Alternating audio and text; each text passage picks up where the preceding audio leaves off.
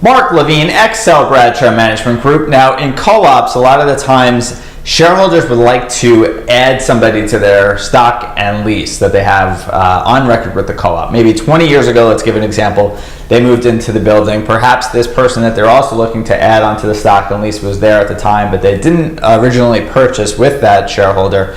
And now they're going through the process of actually adding it, and they always come upon us when we have the application for the transfer or addition to the stock and lease, and they say, well, I've been living in the building for 20 years, and so is this person. Why do we have to go through the process of getting approved by the board, having this, which is most of the time an onerous application filled out to just simply add somebody who's already been in the building, and it maybe has proven to not be an issue. And there's a really good reason for the co-op and for the board side of it. Now, when you're having shareholders come into the building, whether it's through a natural succession of adding or through maybe it was an inheritance, or even if it's a purchase, you always want to make sure that all shareholders can afford to live in that apartment, pay for all the debt that's on the apartment, and that could be the mortgage plus the maintenance, and then you have other ancillary debts in their life. You have car loans, you have possibly education loans that are outstanding, and you want to make sure that whoever is being attached to that stock and lease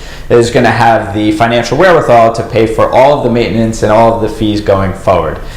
So on the board's perspective, they're really trying to just make sure that whoever is going to be on that lease and on that stock certificate is able to pay. And perfect example of 20 years ago, that same shareholder bought, they had a really high paying job, and now 20 years later they're retired living on a fixed income. So situations change.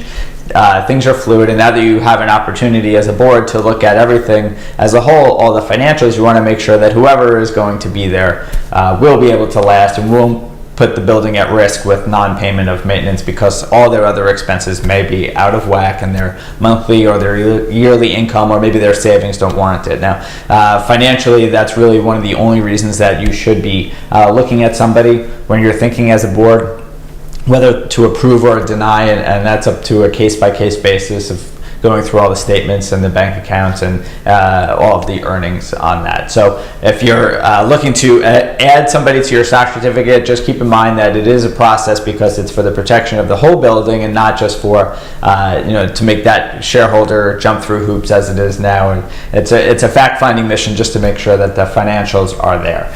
If you thought that tip was helpful, you can like us on Facebook at facebook.com/XLBradshaw. If you want to follow us on Twitter, we are at Excel Bradshaw. I'm Mark Levine. You can email me at mblevine@ebmg.com. Now, we're going to have tips like this from time to time, so I hope you keep coming back.